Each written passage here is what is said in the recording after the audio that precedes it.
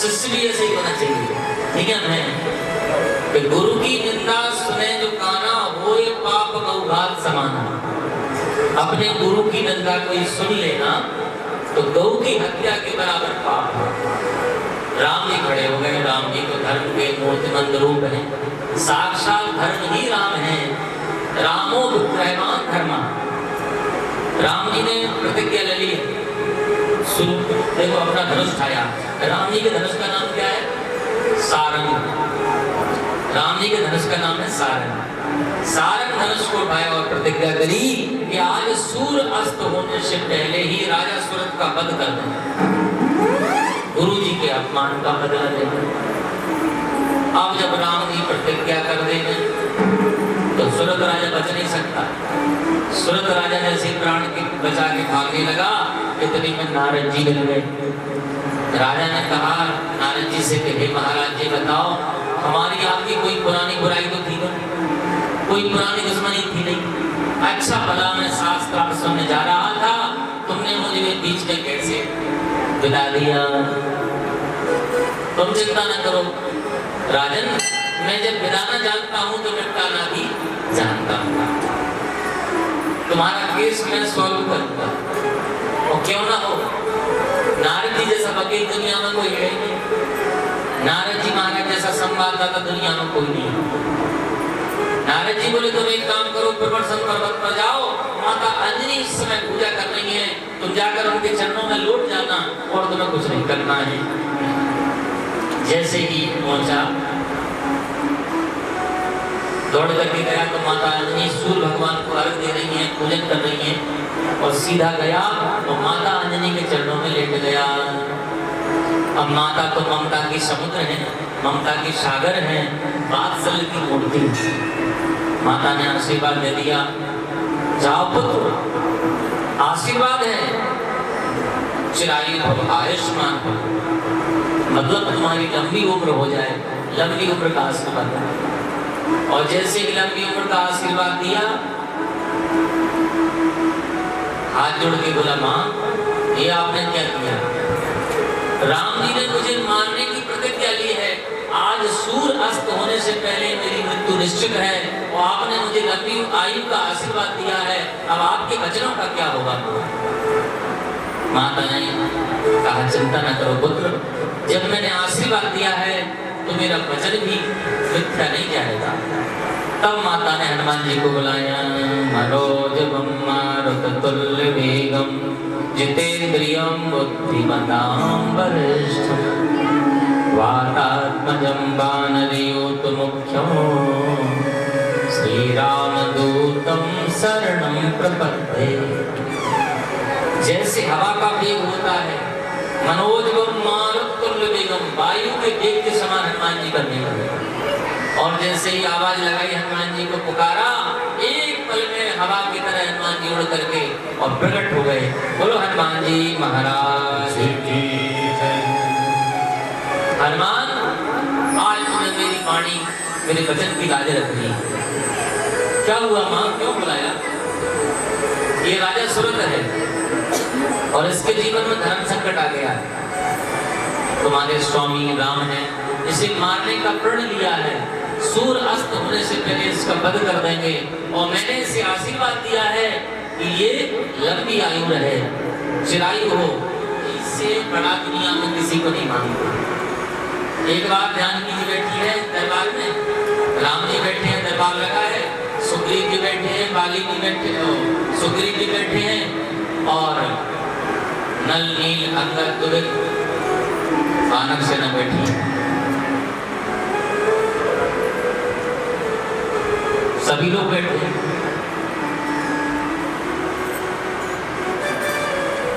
जानकी जी ने कहा हनुमान ये माला है, और ये माला हमारे अयोध्या की सबसे सुंदर माला है, ऐसी माला देवी निकालूंगी अपनी गली में सुतार।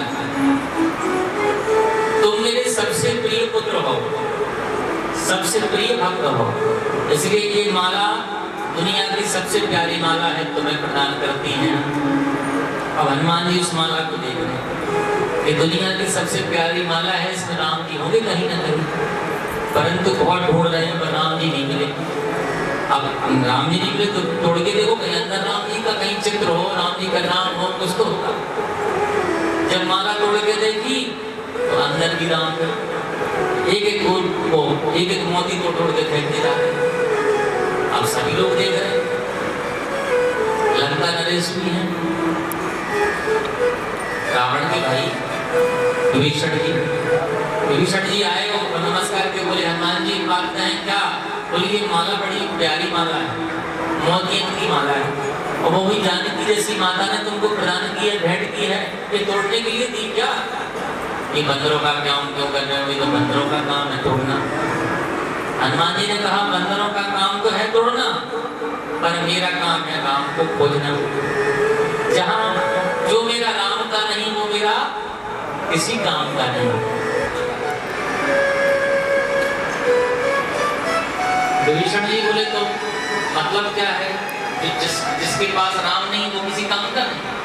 हनुमान जी बोले बिल्कुल मेरी नजर में वो किसी काम का नहीं। बोले तुम्हारा शरीर, तुम्हारी बॉडी है, इसमें भी क्या राम है? अगर इसमें नाम नहीं है तो ये भी किसी काम की नहीं। क्या तुम्हारे अंदर राम है? हनुमान जी ने कहा वो तो पता नहीं है पर पता चल जाएगा। हनुमान जी ने लिया सीना, एक पल में चीर दिया और सभी सभा ने देखा कि हनुमान जी के सीने में राम और जानकी बैठे हुए हैं। बोलो राम जानकी महारानी की, लक्ष्मी नारायण भगवान की। हनुमान जी के सीने में भगवान राम। तो हनुमान जी जैसा परम भक्त दुनिया में कोई नहीं हो सकता है। यत्र यत्र रघुनाथ कीर्तनम तत्र तत्र प्रथमस्तकांजलि। जहाँ जहाँ पर भगवान की कथा होती है, भगवान का कीर्तन होता है, भगवान का नाम लिया जाता है, वहाँ पर हनुमान जी वायु के वेग से शीघ्र चले जाते हैं। निश्चित रूप से यहाँ भी कहीं न कहीं वो बैठे होंगे और इस लीला का, इस कथा का आनंद ले रहे होंगे। हनुमान जी कलयुग के राजा। हनुमान जी जैसा सेवक भी कोई नहीं हो सकता। हनुमान जी परम सेवकों में आते हैं। और जब राम जी अपना लीला का स्मरण करके अपने धाम को जाने लगे, तब हनुमान जी को राज तिलक कर दिया। इसलिए कलयुग के राजा भी है। जो व्यक्ति पहले सेवा करता है, बता भी चुका हूं,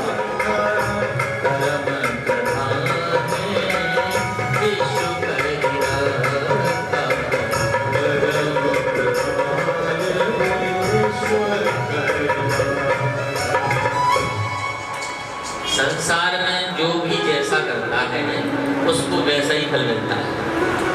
कुछ ऐसी बातें हैं जो मनुष्य के बस में नहीं। मनुष्य के बस में केवल कर्म है। क्या है हमारे बस में? कर्म। कोई कहे जन्म, कोई कहे मरण, कोई कहे दुख, कोई कहे सुख, कोई कहे हानि लाभ, कोई कहे जीवन मरण। ये मनुष्य के बस में नहीं है।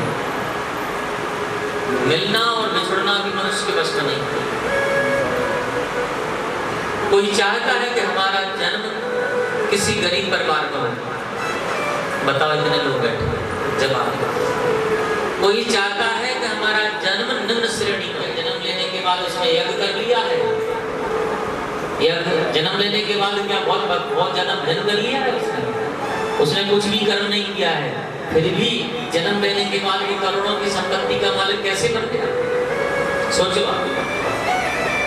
बना है, पहले ये दान कर चुका है, पहले बड़े बड़े यज्ञ करा चुका है, पूर्व पुण्य से, पूर्व कर्म से वो राजा बना। किसी के बस में नहीं है कि जन्म हमारा कहाँ होगा, कैसी जगह होगा। बताओ, पता है कि हम नाली के कीड़ा बनेंगे, कि डॉग बनेंगे, कुत्ता बनेंगे, कि मछली बन के घूमेंगे, कि चिड़िया बन के घूमेंगे, कि मनुष्य बनना है कि बनने की है। ऐसी अवस्था, ऐसी बीमारी मिली कि पल पल कहते हैं कि बस मौत आ जाए। बहुत सारे लोग एक एक पल रोते हैं, भगवान से मांगते हैं कि मृत्यु दे दो। पर भगवान मृत्यु देते नहीं। जन्मना मरना, दुख होना सुख होना, कोई नहीं चाहता कि हमारी हानि हो जाए, पता कोई चाहता है, लेकिन फिर भी नुकसान हो जाता है। करोड़ों का व्यापार ठप हो जाता है ना चाहने। ऐसी कौन सी शक्ति है कि मनुष्य की चाहत तुच्छ रह जाती है? कोई है ऐसा जो चाहता कि हमारे घर में नुकसान हो? सब बेनिफिट चाहते हैं, लेकिन फिर भी लॉस क्यों हो जाता है? हमारा प्रारब्ध जब साथ नहीं देता तब लॉस ही लॉस होता है, और जब प्रारब्ध साथ देने लग जाता है तो फिर वो प्रॉफिट में बदल जाता है। प्रिय मिलन भी होगा। कुछ लोग इतने प्रिय होते हैं जो अनायास ही हमें अपने जीवन में मिल जाते हैं और अनायास ही बिछड़ जाते हैं। मैं भी आया कथा करने, आपका मेरा कोई तो नाता होगा, कोई तो रिश्ता जरूर होगा, इस जन्म का नहीं तो पूर्व जन्म का होगा, पर निश्चित रूप से रिश्ता है, तभी मिलन होगा। और मिलन के बाद जब तक रिश्ता और जब तक पूर्व संचित कर्म का पुण्य रहेगा तब तक हम और आप मिलते रहेंगे, और जिस दिन ये पुण्य भी क्षय हो जाएगा उस दिन फिर से बिछड़न प्रारंभ हो जाती है। यही जीवन का सार है। भगवान कह रहे हैं पिताजी से, हमने तो कह दिया सो कह दिया, बस एक शर्त है। बोले शर्त क्या है? बोले शर्त ये है कि पंचगव्य लाओ बना करके। पंचगव्य जानते हैं आप?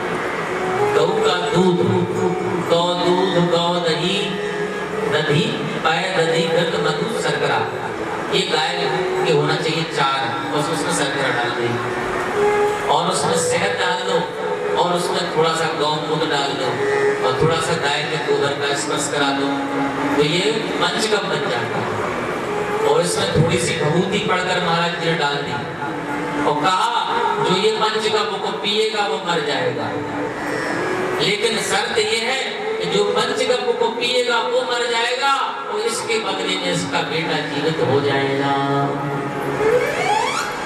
अब पड़ोसी खिसकने लगे, सरकने लगे। किसी ने कहा क्यों भाग रहे हो? बोले ये महाराज बोले थोड़े ऐसे दिमागी हालत ऐसी है इनकी,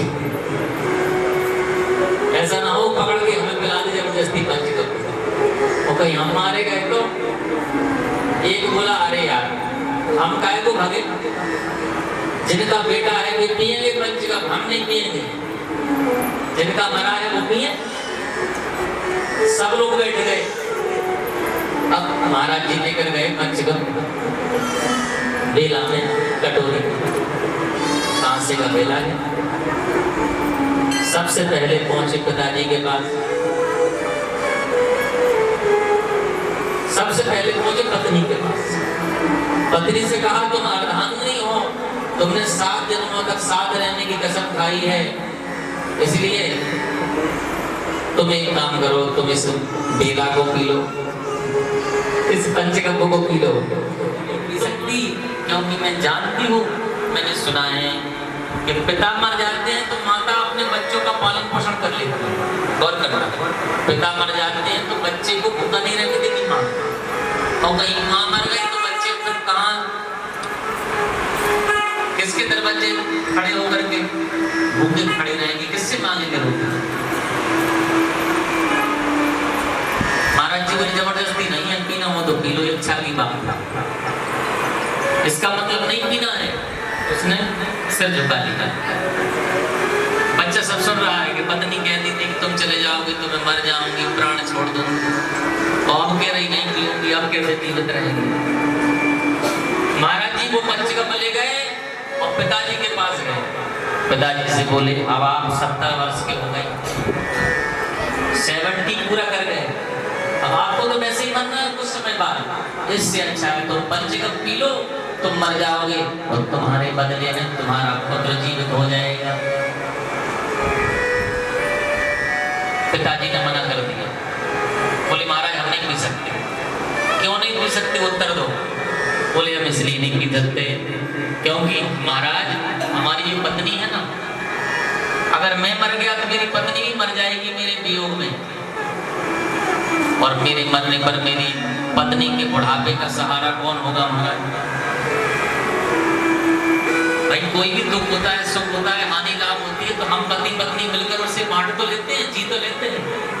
अगर मैं मर गया तो मेरी पत्नी का क्या हाल होगा? इसका मतलब तुम नहीं पियोगे तुरंत? कुछ नहीं कहा, तुमने भी सिर उतारेगा। माता से कहा तुम पी लो, तो कहते हैं कुपुत्रो जाए तो कुछ नबी को माता न भगती।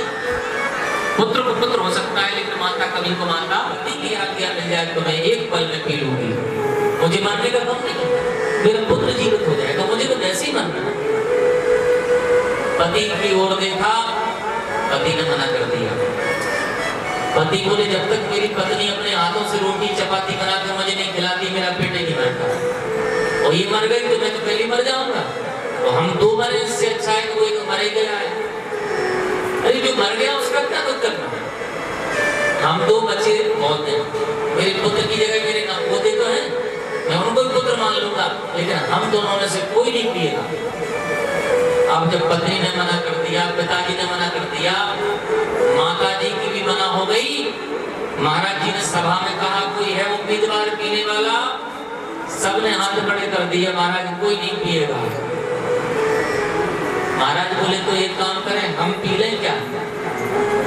सब लोग बोले महाराज तुम्हारे आगे पीछे को उन्होंने तुम्हें पी लिया। महाराज जी व्रत से शादी नहीं हुई थी महाराज जी। महाराज जी के आगे पूछे कोई नहीं है, महाराज जी आप पी जाओ। और महाराज जी का तो ये धरा था, उठा करके महाराज जी ने एक श्वास में पूरा पी लिया और चुटकी बजाई, और चुटकी बजाते ही वो बालक खड़ा हो गया।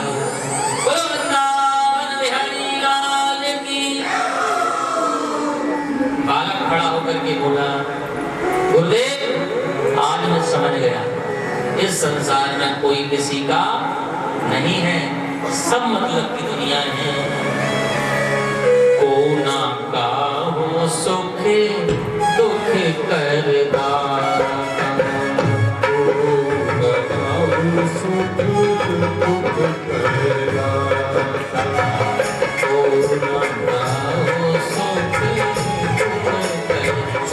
लड्डू बने, फुलका बने, फुलका पहले फुलका चलती थी, बड़े बड़े रोटी पूरा तवा करके बड़ी रोटी बनती थी। माखन मिश्री 1000 घड़ों में रख लिया, और सारी गोपांगनाओं ने, सारी भजांगनाओं ने 16 श्रृंगार करे, 84 गज के लहंगा पहने, चोली पहनी, खरिया उड़ी, सुंदर मेहंदी लगाई, सुंदर झुमका पहने, बड़े हार छोटे हार सब पहन करके और सुसज्जित होकर के चल रही हैं पूजा के लिए।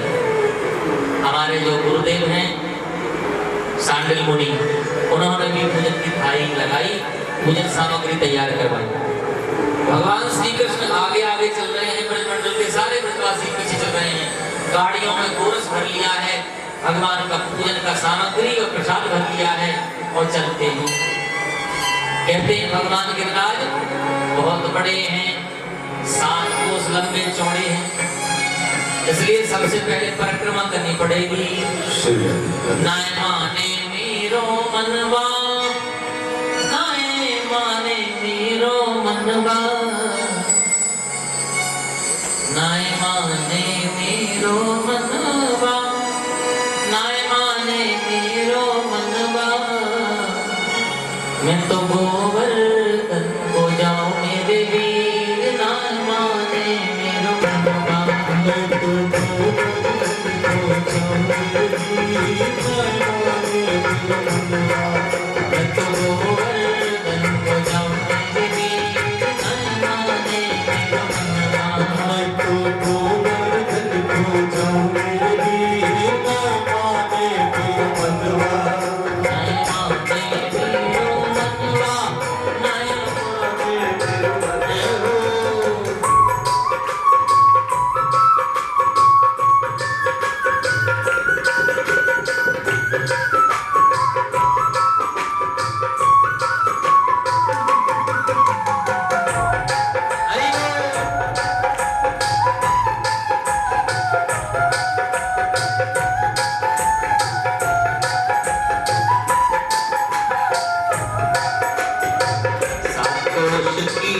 परिक्रमा, सात कोस की गए परिक्रमा, सात कोस की गए परिक्रमा, सात कोस की गए परिक्रमा।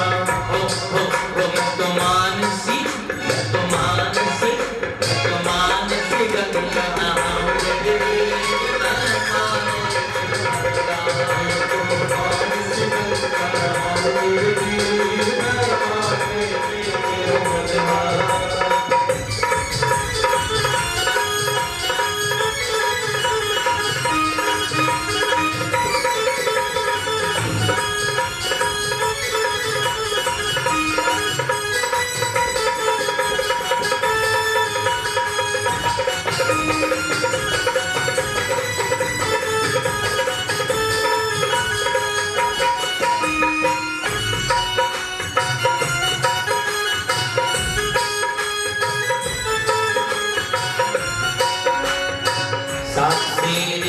करुण करिया, सात शेर की करुण करिया, सात शेर की करुण करिया, सात शेर की करुण करिया, सात शेर की करुण करिया, सात शेर की करुण करिया। मैं तो प्रेम में रूप थी हो, प्रभु सात कोस में रूप थी हो, प्रभु सात कोस में रूप थी हो, प्रभु सात कोस में रूप थी हो। और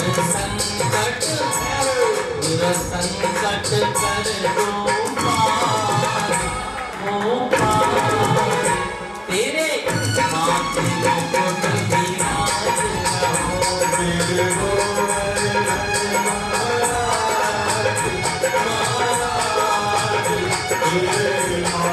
मुकुट विराज रहो, मेरे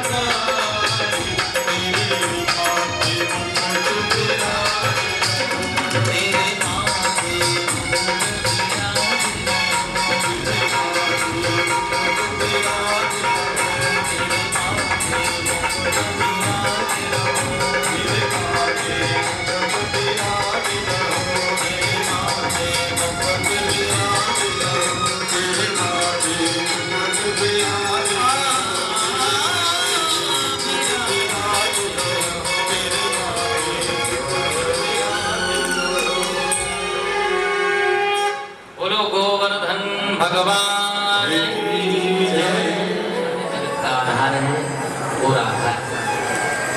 तो दुनिया की सारे जगत की आधार शक्ति है वही राधा है।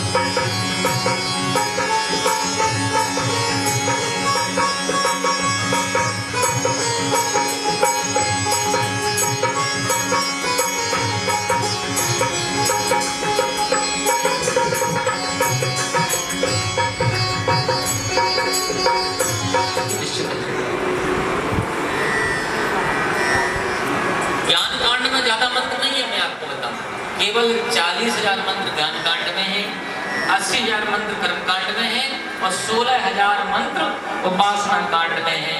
तीनों कांडों के 1 लाख मंत्र हैं केवल, जिसमें से परमात्मा उपासना कांड के 16,000 मंत्र है ना, वो सब गोपी बने। श्रुति रूपा, मुनि रूपा, साधन सिद्धा, स्वयं सिद्धा, दैत्य कन्या, सब ये गोपियों के रूप में।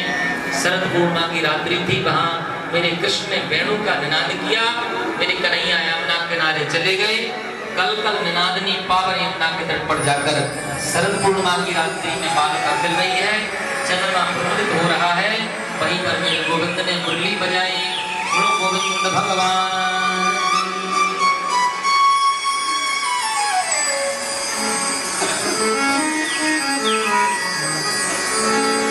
निशम्ब गीतम तदनंग वर्धनम ब्रजस्त्रिया कृष्ण गीत मानसा आजगमुनन्यो नमलक्षतो तमः सायत्र कांतो जगलोल कुंडलः। चमत्कार है वो आन है कि गोपियां अपना भान भूल जाती हैं। गोपियों को याद नहीं रहता, अपना कोई होश नहीं रहता। और महाराज की कथा का पूरा फल उसी को मिलता है जिसको कथा में अपना होश न रहे, केवल भगवान की कथा का होश रहे, अपना भान भूल जाए, वही सच्ची कथा है। एक गोपी अपने पति को भोजन करा रही थी। पति ने कहा, देवी थोड़ा नमक कम है सब्जी में। अब वो तो बांसुरी में कान लगाए, उधर ध्यान की, उसको ध्यान ही नहीं है। सफेद शक्कर पिसी हुई और सफेद पिसा हुआ नमक, उसने शक्कर की जगह नमक डाल दिया और नमक की जगह शक्कर डाल दी और दौड़ पड़ी कृष्ण से मिलने। एक गोपी तो श्रृंगार कर रही है, तो कहते हैं कि श्रृंगार करते बंसी सुन ली तो उल्टा सीधा श्रृंगार कर लिया और जैसे कृष्ण ने बंसी बजाई तो दौड़ पड़ी कृष्ण से मिलने। एक गोपी का पति बड़ा दुष्ट था। उसने कहा गोपी से कि देखो, अब तुम कृष्ण से मिलने नहीं जा सकती, मैं जानता हूँ। आज कुछ भी हो जाए तो कृष्ण से मिलने नहीं जाने दिया जाएगा। और पत्नी को पकड़ के कमरे में बंद कर दिया, ताला लगा दिया। अब उस गोपी ने सोचा कि यदि मैं आज शरद पूर्णिमा की रात्रि में कृष्ण से ना मिल पाई तो मेरा जीवन व्यर्थ हो जाएगा, मेरी सारी तपस्या व्यर्थ चली जाएगी, इसलिए आज मुझे जाना ही होगा। क्योंकि आए हैं जन्म लेके भगवान की लीला में शामिल होने के लिए। और उन्होंने क्या किया कि योग अभ्यास के द्वारा अपने उस शरीर को उस गोपी ने वहीं छोड़ दिया, दिव्य रूप धारण करके सबसे पहले कृष्ण से जा मिली। तब राजा परीक्षित ने पूछा कि हे गुरुदेव, आप ये बताइए, ये गोपियां पढ़ी लिखी नहीं है, इनको योग अभ्यास कैसे आता है, इनको रूप बदलना कैसे आता है, दिव्य रूप धारण कैसे किया? सुखदेव जी बोले, राजन परीक्षित, ये गोपियां पूर्व जमाने के, पूर्व समय के, पूर्व जन्म के संत हैं और ये पूर्व योग अभ्यास जानते हैं, भेष बदलना जानते हैं, दिव्यादि देव तपस्या करी है, बड़े तपस्वी, केवल रूप बदला है भगवान के लिए, केवल भगवान की प्राप्ति के लिए। आज गोपियां खड़ी हैं भगवान ने स्वागत किया। स्वागतम वो महाभागा प्रियम किम करवाणि वः प्रजस्यानामयं कश्चित् ब्रूतागमन कारणम। हे गोपियों, हे महाभागाओ, तुम्हारा किस काम के लिए आगमन हुआ है किसन को जो कर कहो। 1 वर्ष में लौट के आए, तब तक उस पत्नी ने नकली पति यानी फोटो की पिक्चर की सेवा की, मिर्ची की पूजा की। 1 वर्ष बाद आए, इधर वो पूजा कर रही है, इधर पति आ गए, दरवाजा खटखटाया, देवी श्याम रास रचो है, रास रचो है, रास रचो है, राधा के संग श्याम रास रचो है। जय हो।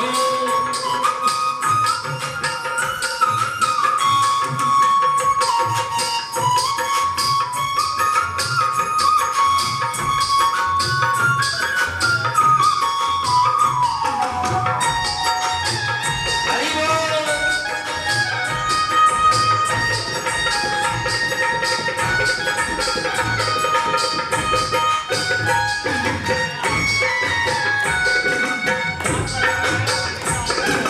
ब्रह्मा नाचे, नदियाँ भी नाच रही हैं। गंगा नाचे, यमुना नाचे, गंगा नाचे, यमुना नाचे, नाचे सरयू संग। गंगा नाचे, यमुना नाचे, नाचे सरयू संग। गंगा नाचे, यमुना नाचे, नाचे सरयू संग। गंगा नाचे, यमुना नाचे, नाचे सरयू संग। मन में बन गयो सखीरी पावन वृंदावन। मन में बन गयो सखीरी पावन वृंदावन। ओ मन में बन गयो सखीरी पावन वृंदावन। मन में बन गयो सखीरी पावन वृंदावन। रास रचो है, रास रचो है, रास रचो है, रास रचो है, राधा के संग श्याम रास रचो है। रास रचो है, रास रचो है। बिना अधीर है, वैसे ही मैं रुक्मिणी के बिना अधीर और अपूर्ण हूँ। इसलिए भगवान ने साच आश्रय सेव सुग्रीव मेघ पुष्प बलाहकई उत्तम रथ मुपानीय, सबसे प्रयुक्त जो रथ था वो धारण किया। उसमें भगवान के ऐसे घोड़े हैं, सेव सुग्रीव मेघ पुष्प बलाहक, जो वायु वेग से दौड़ने वाले हैं। ऐसे घोड़े सजा करके पंडित जी को रथ में बैठा के चले, तो रथ के जो पहिया है और घोड़ों की टाप की आवाज आई, टप टप। जैसे ही आवाज आई तो बड़े भैया खुद खड़े हुए, बलराम जी ने आके घोड़े पकड़ लिए। क्यों रात में अकेला कहाँ जा रहा है कृष्ण? अब बड़े भैया पूछे तो ये तो नहीं कह सकते कि लड़की मिल गई या शादी करके जा रहा है या बताने जा रहा है, कुछ नहीं बोल सकते क्योंकि बड़े भैया हैं। लेकिन पंडित जी को इशारा किया, गुरु जी तुम बताओ। हमें सब बैठे जरासंध और बोलो राधे राधे। अब जैसे ही भगवान चले, आम राधे राधे पहुंच गए। जैसे ही वहां पहुंचे तो कुलदेवी की यात्रा हो रही है और सैनिक भी लगे हैं, 10,000 सैनिक, दास दासियां भी हैं, सहेलियां भी हैं, गाती जा रही हैं। और जैसे ही कात्यायनी के मंदिर में प्रवेश किया है तो देखा है कि माता जी पूजन कर रही हैं। नमस्ते त्वां के भीक्षणं स्वसंतानियतां शिवां भूयात् ततिर्मे भगवान् कृष्णस्तदनुमोदताम्। हे माता कात्यायनी, तो पकड़ के ले जाएगा ना। शादी के बाद पति का अधिकार होता है। हाथ पकड़ के ले गए और ऊंचा था रथ, गोदी में उठा करके भगवान ने रथ में चढ़ा दिया। रुक्मिणी जी बोली, स्वामी एक बात कहूं। बोले क्या? बोले यदि आप रथ चलाओगे तो दुनिया के लोग ये कहेंगे कि रुक्मिणी जी को कृष्ण भगा के ले गए, द्वारकाधीश भगा के, तुम्हारा नाम खराब हो जाएगा। क्या करें? बोले आप तो जानते हो कि मैं और आप तो अनादि से पति पत्नी है एक दूसरे के, और मेरा और आपका व्यवहार तो नहीं था पक्का। पर एक काम करो, मैं रथ चलाऊंगी, आप रथ में खड़े हो जाओ, दुनिया ये कहेगी मायके वाले मैं सह लूंगी, लोग यही तो कहेंगे कि रुक्मिणी जी कृष्ण को भगा के ले गए, चलेगा, पर कृष्ण भगा के ले गए ये सुनना नहीं, गवारा नहीं है। और दूसरी बात, युद्ध भी करना पड़े तो फिर ही खतरा है, और जो भी लक्ष्मी को पत्नी बनाना चाहता है उसका मुंह काले होता है। भगवती लक्ष्मी है, लक्ष्मी पुत्र बनना चाहो तो बन जाओ, पर लक्ष्मी पति बनने की कभी भी धृष्टता मत करना, कभी भी कोशिश मत करना।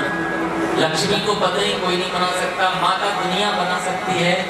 बोलो राधे राधे। भगवान ने हरा दिया भाई जो था रुक्मिणी का, उसका नाम था रुक्मिणी। उसने कहा था कि यदि मैं कृष्ण से हार गया और अपनी बहन को छुड़ा नहीं पाया तो मैं अपना घर त्याग दूंगा, अपना राज त्याग दूंगा और दूसरी नगरी बसा लूंगा। भगवान ने उसकी अपने साले की आधी दाढ़ी निकाल दी, आधी पूंछ निकाल दी और उसे दंडित कर दिया। बता रुक्मिणी अब क्या करेगा? रुक्मिणी बोला अब नहीं जाऊंगा अपने घर। उसने दूसरी नगरी बसाई कुंदनपुर। वैसे मारने वाले थे भगवान तो, लेकिन रुक्मिणी जी ने हाथ पकड़ लिया था कि कैसा भी हो तुम्हारा भाई, छोड़ा हो नाथ तुम्हारे दासा, मात पिता जीवन की आशा। देखो बहन कैसी भी हो, कितनी भी निष्ठुर क्यों ना हो, और अपने भाई को हृदय से चाहती है, बेहद प्रेम करती है हर बहन अपने भाई को। बोलो राधे राधे। नारद जी आए और नारद जी ने कहा देखो राजन चिंता करने की आवश्यकता नहीं, लक्ष्मी भी तो आदि से ही नारायण की थी है और रहेगी, इसलिए तुम प्रेम से अंकित पत्र का भेजो, लगन भेजो और पाणक ग्रहण संस्कार की तैयारी करो। बड़ी भारी तैयारी हुई और सभी लोग ढोल और मजार के साथ में गए और भगवान की बारात कुंदन पर पहुंची और धूमधाम से रुक्मिणी जी के साथ विवाह हुआ।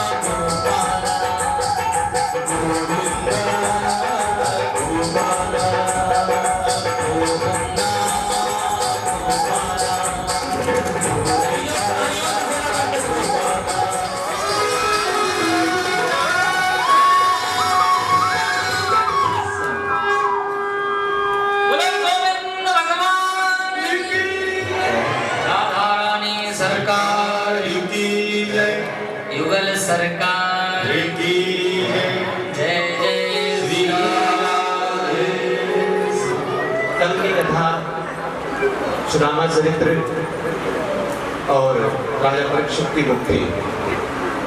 कहते हैं कि राजा परीक्षित की मुक्ति का जो अध्याय है वो सारे अध्याय ना सुना जाए और परीक्षित की मुक्ति का अध्याय भी कोई सुन ले तो भी उसकी मुक्ति निश्चित है।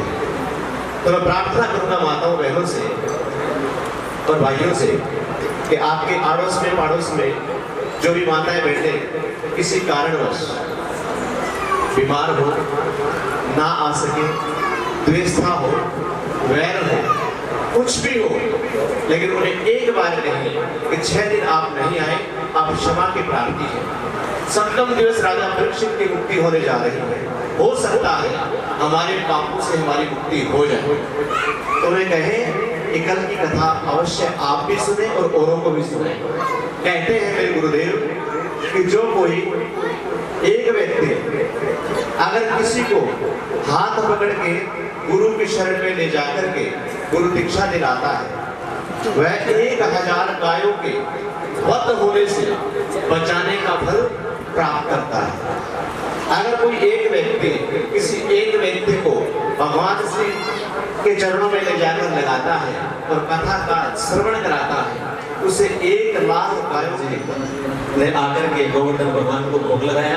वैसे लक्ष्मी नारायण मंदिर वेलफेयर सोसाइटी की ओर से राज का बहुत बहुत स्वागत करता है।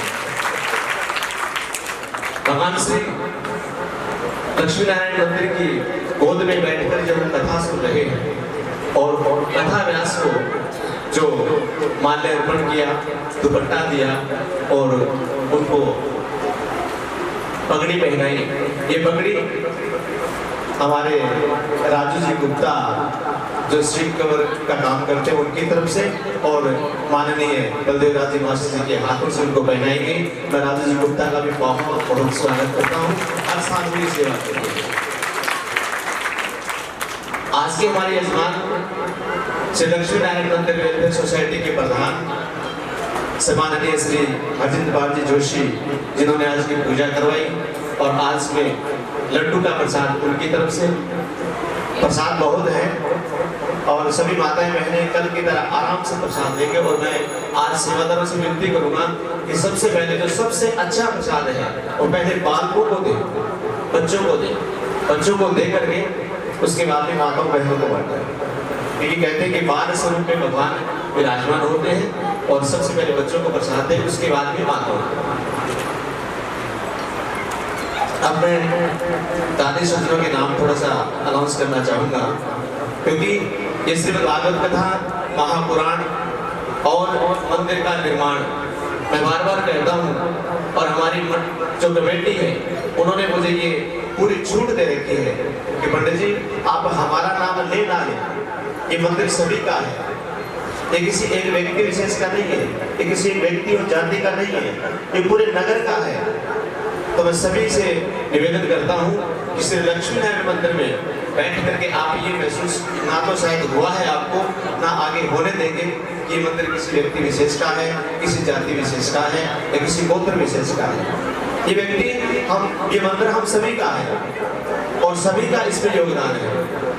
तो हमारी वेलफेयर सोसाइटी की तरफ से मैं सभी माताओं बहनों का बहुत बहुत धन्यवाद करता हूँ, जिन्होंने इसे लक्ष्मी नारायण मंदिर की इतनी शोभा बढ़ाई और इतनी सुंदरता बढ़ाई।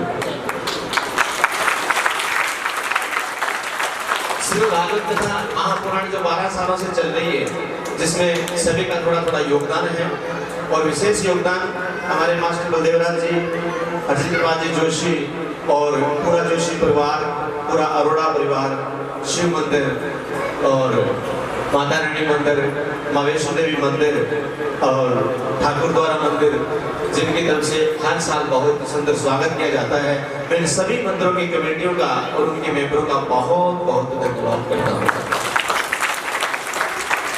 यहाँ तक कि हमारे गांव में 5 मंदिर है, 5 मंदिरों में 5 पुजारी है और हम पांचों ही पुजारी एक भाई की तरह रहते हैं। वो यहाँ आए या ना आए तो सभी का अपना अपना काम है, सभी व्यस्त रहते हैं, लेकिन उनका स्नेह, उनका प्यार और उनका दुलार और उनकी एकता के ऊपर मैं न्यौछावर हूँ और मैं तत्पर रहता हूँ कि जब कभी भी किसी मंदिर में किसी पुजारी की तरफ से कोई काम किया जाए या किसी कमेटी की तरफ से काम किया जाए तब सब मिलकर के तो बहुत अच्छे से ये सब काम करते हैं। मैं सभी पुजारियों का बहुत बहुत दिल से धन्यवाद करता हूँ। इस भागवत कथा में विक्की जी अरोड़ा, विक्की शोभ की ओर से 2100 रुपया भागवत भगवान को भेंट किया, मैं उनका बहुत बहुत धन्यवाद करता हूँ। भगवान दास जी की ओर से 500 रुपया भागवत भगवान को भेंट किया। रमन शर्मा जी हिसारी वाले उन्होंने 2100 रुपया भागवत भगवान को भेंट किया। अमित जी रामपाल मोटरसाइकिल एजेंसी वाले, उन्होंने भी 1100 रुपया भागवत भगवान को भेंट किया। प्रकाश सिंह जी पुत्र श्री स्वर्गीय श्री भगत राम जी भगत जी, उनकी तरफ से 1100 रुपया भागवत भगवान को भेंट किया। मास्टर बलदेवराज जी, इन्होंने 3100 रुपया भागवत भगवान को भेंट किया। मैं इन सभी दानदाताओं का बहुत बहुत शुक्रगुजार हूँ और परमात्मा से अरदास करता हूँ कि हे परमात्मा, जिन्होंने दिल खोल के भगवान के श्री चरणों में जो सेवा भेंट की, जिससे श्रीमद् भागवत कथा हम सभी सुन रहे हैं, परमात्मा उन सभी को अपना आशीर्वाद प्रदान करे, सुख समृद्धि दे और धन का, जिन्होंने सेवा की उनको 1000 गुना धन प्रदान करे। क्योंकि धन के बगैर आयोजन नहीं होता, हर आयोजन में धन की आवश्यकता होती है। कलयुग में ऐसा ही है, सतयुग में तो कहीं बैठ करके कथा होती, कोई पैसा नहीं लगता था। आजकल डेकोरेशन वाला अपना पैसा लेता है, साउंड वाला अपना लेता है, सभी के खर्चे लगते हैं। तो ये धन हम सभी का लगता है, तो हम सभी को लगता है कि हमने कथा कराई। यहाँ पे ये नहीं है कि भी मैंने कथा कराई, किसी एक ने कथा कराई, आप सभी ने ये कथा कराई और करवा रहे हो 12 साल तक। और आशा करता हूँ कि आगे भी ऐसे ही आप कथा करवाते रहेंगे। इसी के साथ मैं अनाउंस करना चाहता हूँ कि कल का प्रसाद जो है हमारे संजीव कुमार जी जोशी, उनकी तरफ से होगा। और कल के यजमान हैं जिन्होंने पूजा करवानी है, वो भी मुझे अपना नाम रजिस्टर में नोट करवा दें। आज के हमारे यजमान पूजनीय श्री हरजिंद्र पाजी जोशी और उनकी धर्मपत्नी आगे आए और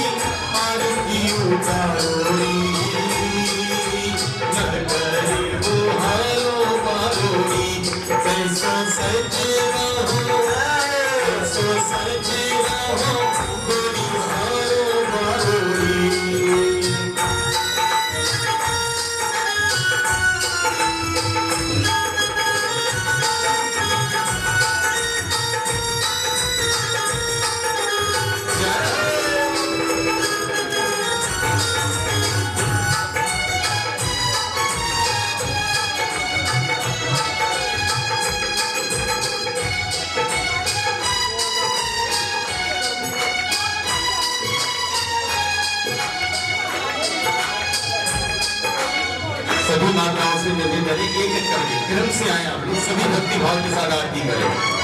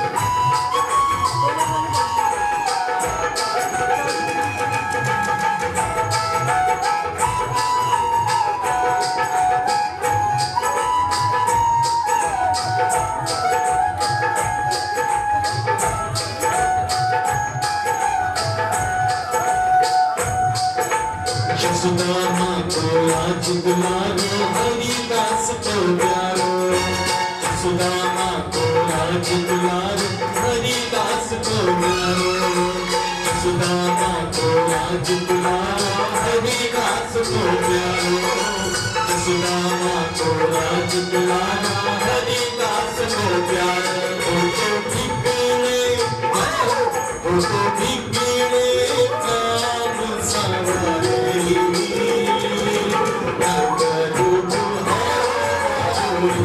मोहन मोहनी की आरती उतारो रे, मोहारो मारो रे, श्याम श्याम जी की आरती, श्याम जी की आरती उतारो रे, मोहारो मारो रे।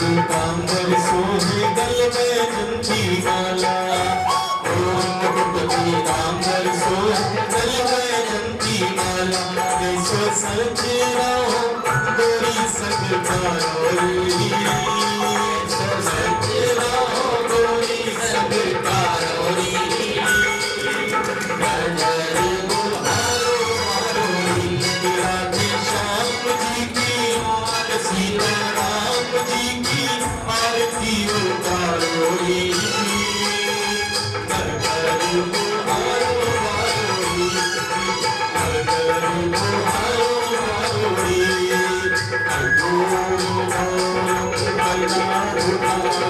संसार सदा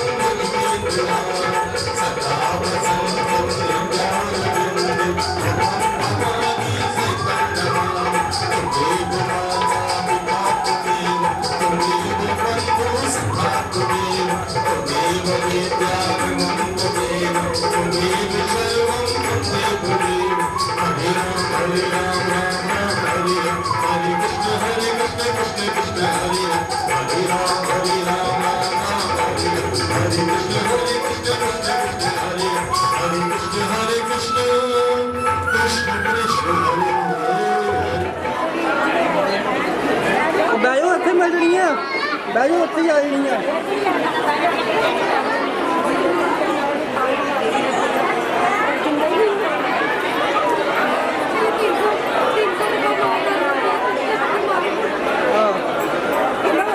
साहिल लगे आया।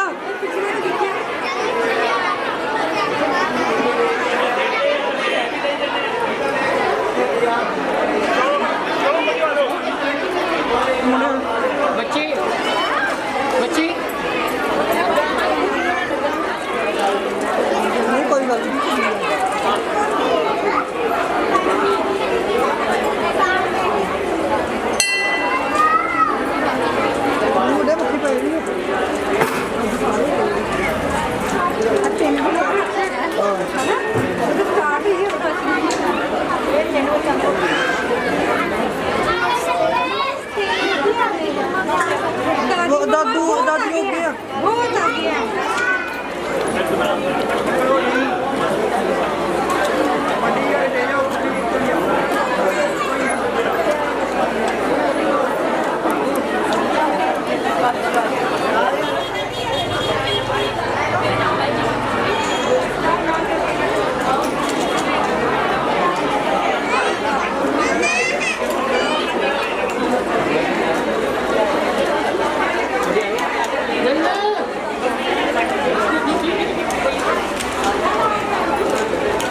ਚਾਚਾ ਥੋੜਾ ਬੜਾ ਜਾ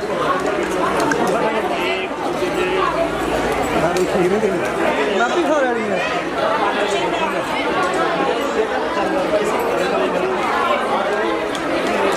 ਬਾਕੀ ਤਾਂ ਕੋਈ ਨਹੀਂ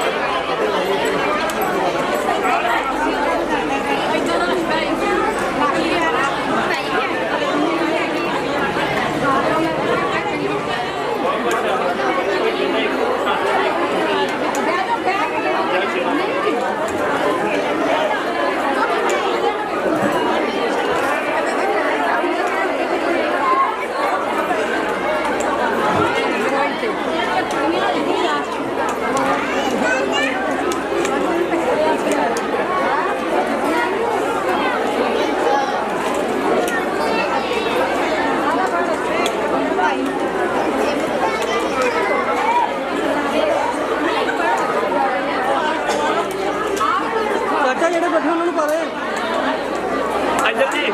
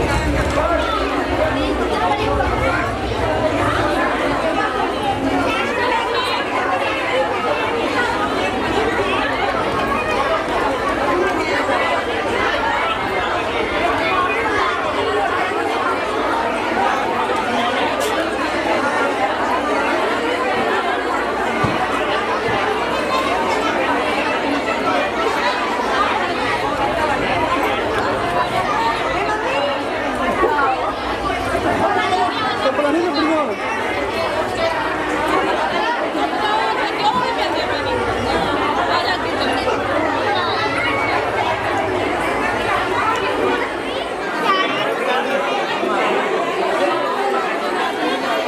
Ay, ay, ay.